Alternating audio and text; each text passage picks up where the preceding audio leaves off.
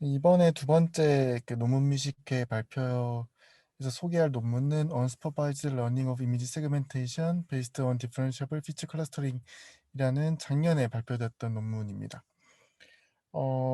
제목 그대로 해석을 하면은 이제 학습 가능한 네트워크에서 나온 피처를 클러스터링하는 것으로 이제 Unsupervised Image Segmentation이 가능하다라는 것에 대한 논문인데요.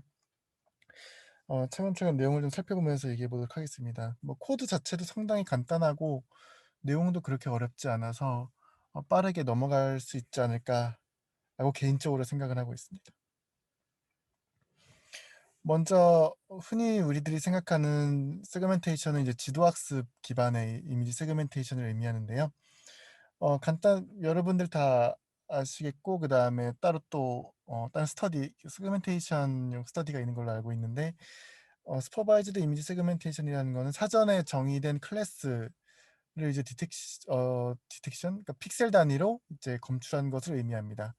그래서 오른쪽 위에 사진을 보면 왼쪽에 인풋을 넣었을 때 오른쪽 위처럼 이제 배경과 그다음에 캣이라는 이제 각 픽셀당 캣이라는 클래스가 부여되어서 결과가 나오는 것을 슈퍼바이즈드 이미지 세그멘테이션, 저희가 흔히 생각하는 세그멘테이션이 되고요. 그 밖에 이제 이번에 소개할 언슈퍼바이즈드 이미지 세그멘테이션이라는 것은 일단은 클래스에 대한 정보가 주어져 있지 않기 때문에 어떤 것이 배경이고 어떤 것이 그 객체다라는 것만 표현하는 것에 불과합니다. 하지만 이 부분이 이제 기존의 슈퍼바이즈드 이미지 세그멘테이션보다 훨씬 더 도전적인 분야이고 생각보다 그렇게 진전이 되지 않았던 분야 중에 하나입니다. 지금은 단순히 고양이 한 마리만 있어서 백그라운드, 포그라운드 이런 식으로 나와 있지만 만약에 이미지상에 이제 개와 고양이가 같이 있다면 백그라운드, 포그라운드 1, 포그라운드 2 이런 식으로 구분되어서 즉 멀티라벨 클러스터링이 가능한지도 최근에 이제 많이 연구되고 있는 언슈퍼바이즈드 세그멘테이션의 주제 중 하나입니다. 지금까지 그러면 언슈퍼바이즈드 세그멘테이션이 어떻게 이루어져 왔느냐에 대해 간단히 설명을 드리면은 일단 지금까지는 기본적으로 이제 백그라운드와 포그라운드 정도를 구분하는 수준이 이제 가장 일반적으로 사용되고 있습니다. 그 딥러닝 방식이 아니라 기존의 이제 클래시컬한 이제 컴퓨터 비전 방식을 먼저 말씀을 드리면은 이제 대표적으로 두 가지를 들 수가 있는데요. 하나는 이제 그래프 컷이라는 기법이랑 그다음에 두 번째 이미지 매팅이라는 기법이 있습니다. 그래프 컷 같은 경우는 오픈CV로도 간단히 구현할 수 있기 때문에 참조해 주시면 좋겠는데요. 이제 그래프 컷이라 하면 이제 각 이미지 내에 있는 픽셀들이 각 그래프의 이제 엣지를 차지하게 되고 유사한 것들은 있고 유사하지 않은 것들을 구분을 해서 각각 서로 유사하지 않은 그 집들 군집에 대해서는 이제 잘라서 구분하는 방식을 띠게 됩니다. 근데 이때 단순히 이제 그래프를 그래서 컷하는 것이 아니라 바운딩 박스라든지 아니면 스크립을 낙서라고 표현을 한 낙서라고 해야 되나? 아무튼 찍찍 그어서 이제 사용자가 가이드를 주게 되면 보다 정밀하게 세그멘테이션 분할이 가능하다고 알려져 있습니다. 이미지 매팅이라는 기법도 있는데요. 이미지 매팅은 영화나 이런 데에서 특히나 많이 볼 수 있는 부분인데 뒤에 특수 효과 같은 거 할 때 배우들은 이제 연두색 세트장에서 이제 이것저것 이제 액션 연기를 하는 것을 볼 수가 있는데요. 그런 식으로 이제 새로운 이제 배경을 입히거나 할 때 쓰는 기법 중 하나입니다. 최근에는 이제 딥러닝 방식의 이미지 매팅도 알려져 있어서 특히나 어도비 쪽에서 나오는 이미지 매팅 기법도 상당히 유명합니다. 물론 기존의 룰 베이스도 가능하고 일단 이것이 기존의 언슈퍼바이즈드 이미지 세그멘테이션에서 중점적으로 보고 있는 분야 중 하나였습니다.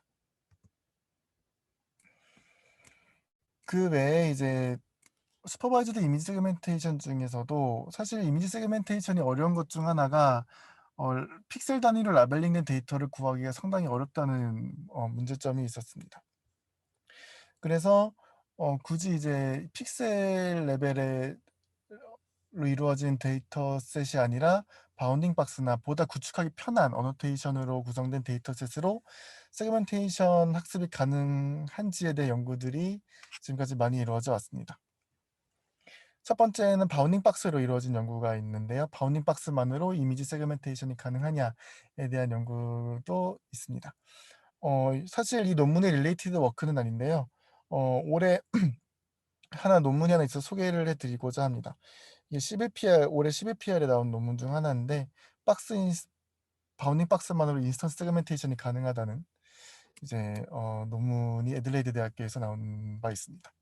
이것도 상당히 재밌는 부분 중 하나라서 뭐 언젠가 소개할 기회가 있으면 좋겠습니다. 그다음에는 이미지 레벨 클래스 라벨이라고 이미지 내에 여러 가지 객체가 있는데 다만 이제 이 객체가 이미지 내에 어떤 객체가 있는지 라벨만 알려주고 이제 학습을 진행해도 세그멘테이션이 어느 정도 구현이 된다라는 논문도 있습니다.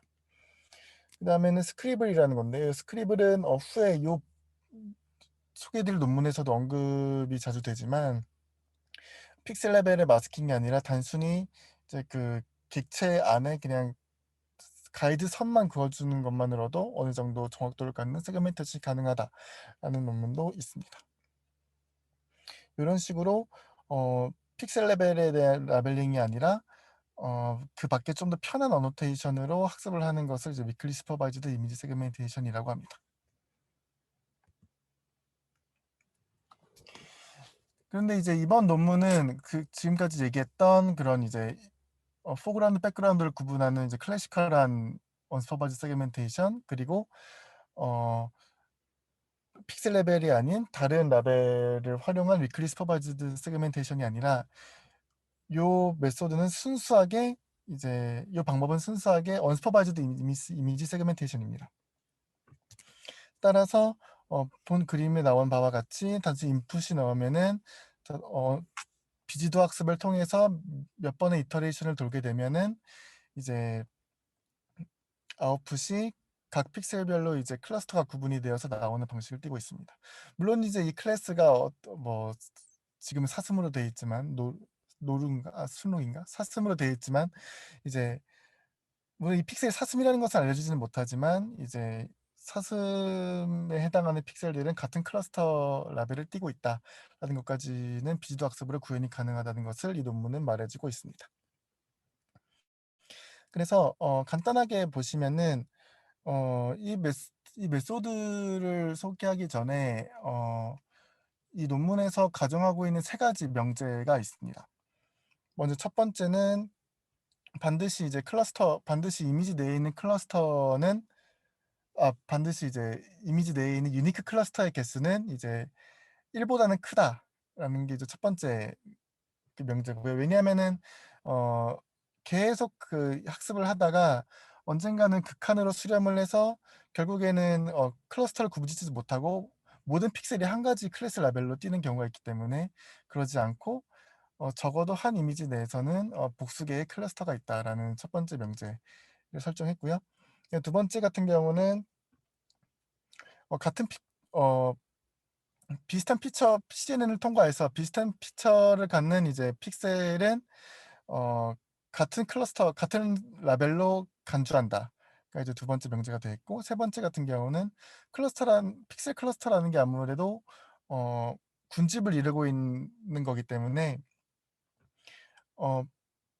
거의 비슷한 공간적 위치에 있는 픽셀은 같은 라벨을 갖고 있을 가능성이 크다라는 것이 세 번째 명제입니다. 그래서 이 세 가지 명제를 고려해서 네트워크를 구성했습니다. 이 모델을 보면 아시겠지만 코드를 직접 보면 아시겠지만 인풋 사이즈가 변하지 않고 계속 변하지 않는 구조를 띠고 있습니다. 그래서 계속해서 이제 각 픽셀의 피처들을 계속 뽑고 시작하는데 이제 그 나온 각 픽셀별 피처들을 이제 클러스터링해서 유사도를 측정해서 클러스터링해서 이제 최종 아웃풋을 뽑게 되는 구조를 가지고 있습니다. 그러면은 어떤 식으로 계산을 하게 되느냐? 먼저 첫 번째 명제에 대해서는 첫 번째 명제에 대해서는 어떻게 해결을 하고 있냐면은 이 모델의 가장 마지막에 이제 노멀라이제이션 텀을 두게 됩니다. 그러니까 사실 이게 반드시 절대적인 방법이라고 저는 생각하지 않는데 요 첫 번째 명제를 해결하는 방법으로 반드시 노멀라이제이션이 이를 보증한다고 생각하지는 않지만 아마 제가 보기에는 흔히 이제 클래시피케이션 모델에서 그 배치 노멀라이제이션의 목적, 그 화이트닝 있잖아요. 그러니까 막 그 목적으로 이제 그 인터랙시스 노멀라이제이션 추가한 게 아닌가 하는 생각이 듭니다. 그 다음에 이제 두 번째와 세 번째 명제를 해결하기 위해서 이제 로스를 설계하는데요. 두 번째 같은 경우는 말씀드렸다시피 이제 같은 비슷한 피처를 갖고 있는 픽셀들은 같은 라벨일 가능성이 크다라는 것을 이제 학습시키기 위해서 각 픽셀에 있는 피처들의 유사도를 측정하기 시작합니다. 죄송합니다. 각 픽셀에 나온 각 픽셀에 대한 피처와 그다음에 최종 아웃풋으로 나온 결과물 간의 유사도를 측정하기 시작합니다. 그 유사도 크로스 엔트로피 로스를 구해서 이제 피처 시뮬레이터를 학습하게 되고요. 그 다음에 이제 아까 픽셀당 이제 피처가 나오게 되는데 이제 공간적인 유사도를 측정하기 위해서 그 이웃한 이제 픽셀의 피처들 간의 이제 유사도 또한 계산해서 로스에 반영하게 됩니다. 그래서 방금 말씀드린 세 가지로 이제 그 클러스터 개수의 과소화되는 것을 방지하고 그 다음에 두 번째로 비슷한 피처를 갖고 있는 픽셀들은 비슷한 라벨을 갖는다라는 명제도 어느 정도 해결하고 그다음에 지금 본 슬라이드와 같이 공간적인 비슷한 공간에 있는 픽셀들은 같은 라벨을 가질 가능성이 크다까지도 반영을 해서 비지도 학습 언스퍼바이즈드 러닝을 진행하게 됩니다. 그다음에 여기서 좀 더 특별하게 비지도 학습이라고 말씀을 드렸지만 여기서 조금 더 이제 그 하나 라벨을 추가하게 되면 학습이 더 잘 된다라는 것도 주장을 하고 있습니다. 이제 요거는 스크리블이라는 건데 아까 말씀을 드렸지만 그냥 이미지를 넣는 것만으로도 어느 정도 언스퍼바이즈 러닝이 가능하지만 그거와 더해서 스크리블이라고 이제 아까 말씀드렸다시피 클래스를 부여하고자 하는 객체에 간단한 이제 가이드를 주게 되면 이제 가이드를 주게 되고 그 가이드에 대한 로스까지 반영하게 되면 좀 학습이 잘 된다라고 주장을 하고 있습니다. 지금 작아서 잘 보이지 않겠지만 제가 직접 그린 스크리블의 예시인데요. 두 마리의 사슴이 지금 있는 사진이고 저는 이 사슴에 대해서 클래스를 부여하고 싶기 때문에 이 두 사슴에 대해서 이제 같은 색깔의 그 스크리블을 적용했고 그다음에 나머지는 전부 다 백그라운드 처리를 하고 싶기 때문에 이제 백그라운드에 관련된 이제 스크리블을 마지막에 그 주변 배경에 넣어줬습니다. 그렇게 되면 이제 배경에 그어진 스크리블 주변으로는 이제 그 클래스 0, 즉 백그라운드의 라벨이 주어지게 되고 그다음에 빨간색으로 그려진 사슴 쪽에 대해서는 이제 클래스 1번의 라벨이 주어지게 돼서 최종 결과는 이제 백그라운드와 포그라운드로 분리가 되는 것을 기대할 수가 있겠습니다.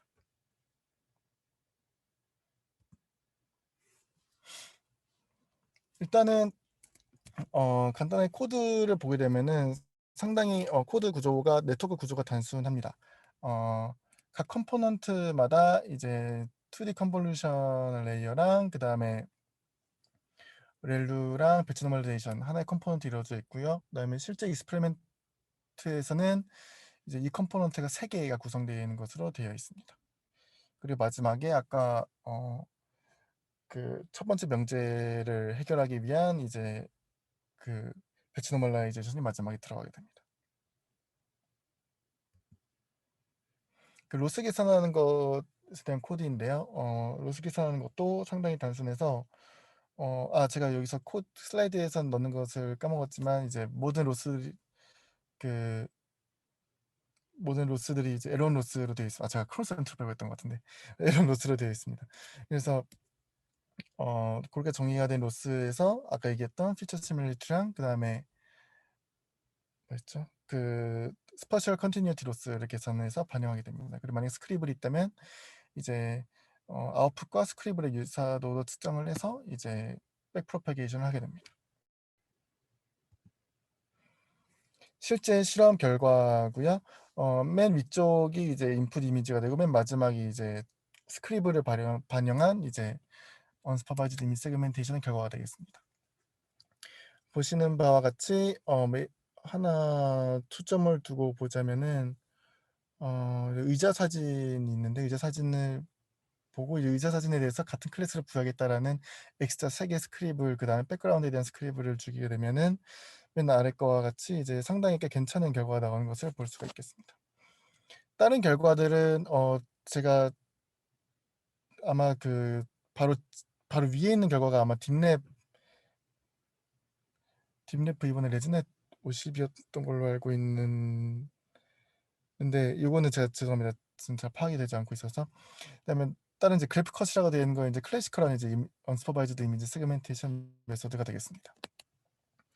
상당히 꽤 괜찮은 결과가, 스크립트를 부여하면 꽤 괜찮은 언스퍼바이즈드 이미지 세그멘테이션 되지 않나라는 생각이 듭니다. 근데 지금 이제 이 논문 결과는 지금 스크립트에 대한 결과가 나왔는데, 실제로 스크립이 없는 거랑 스크립이 있는 것은 과연 어떤 결과 차이가 있는지 실제 제가 직접 데모를 진행해 보았습니다. 이런 것을 볼 수가 있는데요. 지금 요거는 300 이터레이션 정도 돌렸을 때의 결과입니다. 왼쪽이 스크립을 적용하지 않았을 때 이미지 세그멘테이션이고, 오른쪽이 스크립을 적용했을 때 이미지 세그멘테이션입니다. 보시면은 사실 왼쪽의 결과를 보게 되면 어느 정도 비슷한 것들에 대해서는 클러스터링이 잘 이루어진 것처럼 보이지만, 정작 우리들이 원하는 사슴하고 배경의 분리가 잘 이루어지지 않은 것을 볼 수 있는데요.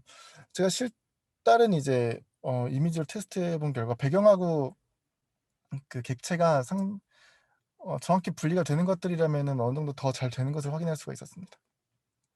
오른쪽 같은 경우는 거의 대부분의 일반적인 사진에서 이제 스크립을 적용한 결과가, 스크립을 적용하면은 꽤나 괜찮게 이제 백그라운드와 포그라운드가 분리가 되고, 그다음에 지금은 사슴이라는 클래스 하나밖에 없지만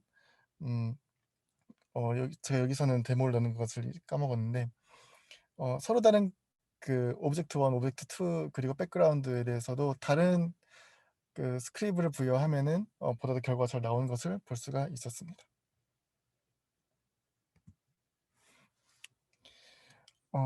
이 마무리를 짓자면, 사실 이번 논문을 찾아본 것은 이제 최근에 이제 이미지 세그멘테이션 좀 공부를 하기 시작했는데, 데이터셋을 구하기가 상당히 어렵다. 물론 이제 알고리즘만 공부한다면은 이제 다른 공개된 좋은 오픈 데이터셋을 쓰면 되지만, 사실 데이터를 픽셀 레벨의 라벨링을 구하는 것이 상당히 어렵기 때문에, 그것을 좀 해결해 보고자 여러 메소드를 찾던 중에 이제 위클리 슈퍼바이즈부터 시작해서 이제 여기까지 이제 이르게 되었습니다. 그래서 아직까지는 언스퍼바이즈드 이미지 세그멘테이션이 다른 분야들에 비해서는 그렇게 좀 급하게 진전되어 있는 모습은 아니지만, 그래도 데이터 리퀴지를 해결하는 방법으로는 상당히 좋은 방법이 아닌가라는 생각도 듭니다. 아니면 뭐 세미 오토 라벨링 툴로도 쓸 수 있고요. 이상 여기서 발표를 마치겠습니다. 감사합니다.